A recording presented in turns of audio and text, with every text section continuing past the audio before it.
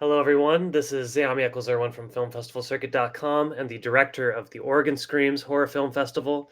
Right now, we're gearing up for our fall 2024 event, which is going to take place on October 17th at the beautiful historic Clinton Street Theater in Portland, Oregon. This is going to be a day of networking, refreshments, tons of movies on a great street in Portland. So be sure to come on down.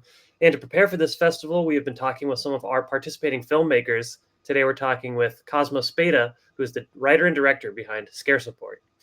Cosmo, thank you so much for talking with me today. Thanks for having me.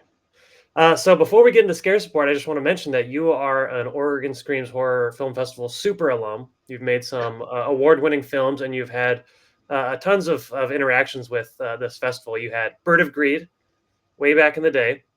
That was an experimental horror. You had the Mailer Damon sort of epic, which was kind of a sci-fi thing.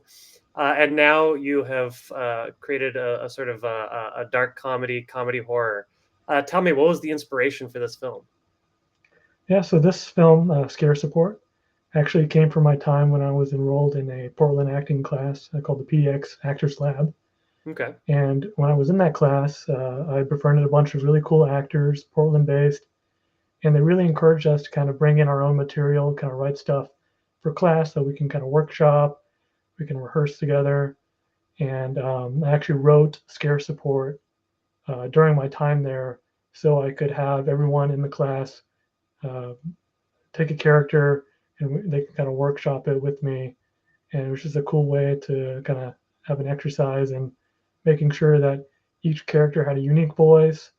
And it was cool to kind of cast all my actor friends in there in the class. And that's where the idea came from. I love that. That's actually a great idea for an acting class too, to have people bring in their material. So you're already bringing it to the next level. Where how do we make this a real life workable script?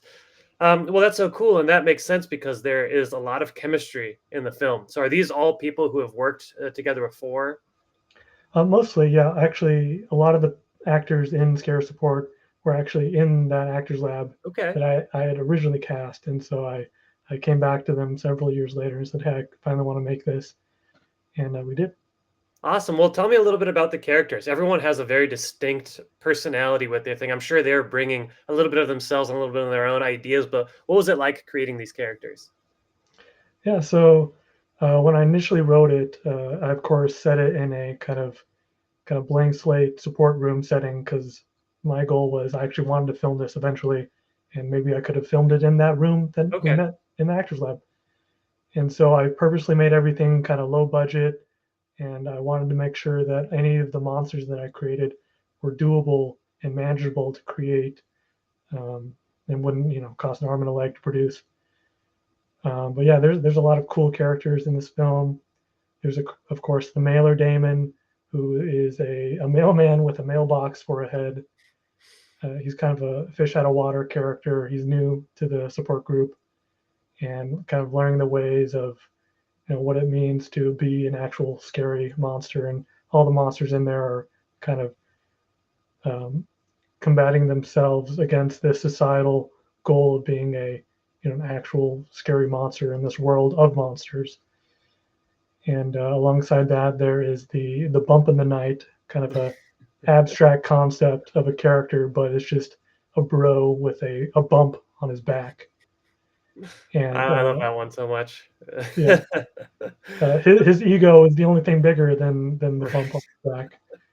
Yeah, the characters are great, and I mean, you got the Mama Mook, which I thought was hilarious because Um, you yeah. kind of riffing on how that movie was kind of panned and just I don't know. The sock monster is so creative. I love the button eyes. To what extent were their interactions scripted, and to what extent did they improvise? Because someone like the Bump of the Night is so natural, and his dialogue feels very reactive. Was that any like were the actors doing a little bit of improv, or was it all pretty tightly scripted? I'd say it was mostly scripted. Okay. During our rehearsals, we may have improv a line that got added in, but for the Okay. most part, it was scripted. Nice, and I'm curious. I got to ask about the costumes. I mean, the sock monster costume is so crazy. The Mama Mook is great. Where did and of course Mailer Damon is iconic. Did you do the costuming? Is that kind of your specialty here, or did you work with others on that? Yeah, I hired some awesome production designers, costume Nice. designers who were local to Portland. Lauren Johnson, Casey Hastings, and Bryce Baxter. They all kind of teamed up, took on different characters to kind of own, where they built the costumes from scratch. And yeah, Excellent. I'm really happy with how they turned out. It looks great. I mean, it's really eye-catching. I love the poster where they're all kinda sitting in front of the generic backgrounds, like they're getting their yearbook photo Mhm. taken, and, I mean, it's just I think it really puts into perspective that you've created a cast that's very distinct and very visually, targeting. And I see that, this is sort of a proof of concept. Are you trying to plan this into a series or a feature? Yeah, so I initially made this as a pilot for a potential web series. Okay. I actually have met with a writer's room and we kind of fleshed out 4 new episodes of the Scare Support world. And so right now, my goal is to kind of reach out to some producing partners and see if I can get the ball rolling and creating a kind of a series of Scare Support. Where each Excellent. episode will feature on a different monster character.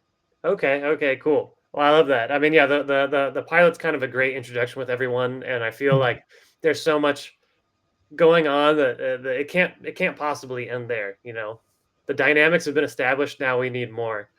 Um, well, yeah, tell me, what did you learn from this process? You've made, several shorts before, you've been working in, film and media for a while now. What did you take away from this current film? Yeah, so I think my main goal when writing this was to make sure that every character had a unique voice. Like if I handed you the script, I like scrubbed the names off.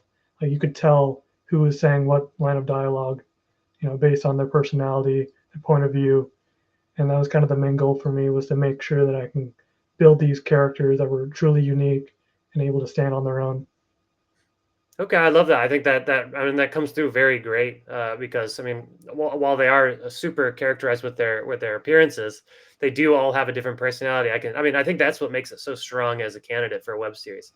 I can picture these characters, Hazel and all these people, and they sort of already have personalities etched out for me.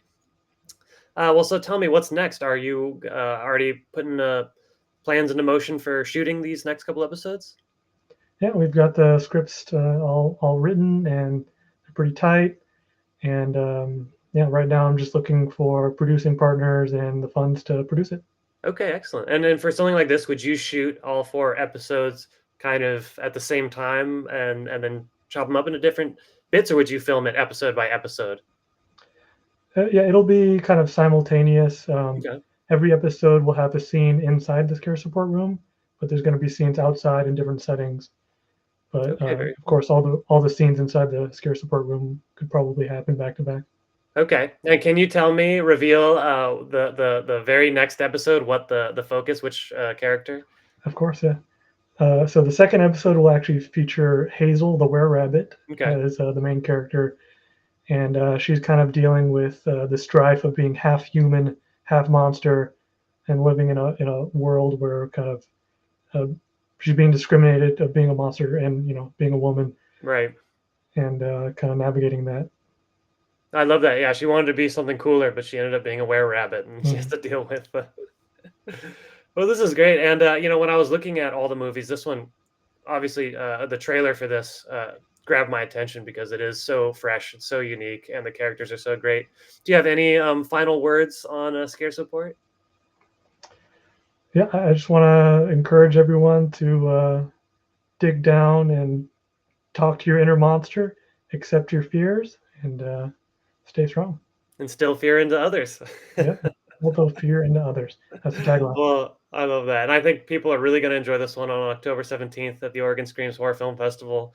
This is gonna be a nice, sort of colorful, refreshing, light break from some of the nasty, gory, shot on video stuff, so this is well needed, and, I think it'll fit really nicely in the mix. Cosmo, thank you so much for talking with me, I'm gonna be looking, eagerly for those next episodes. Sounds good. Good talking with you.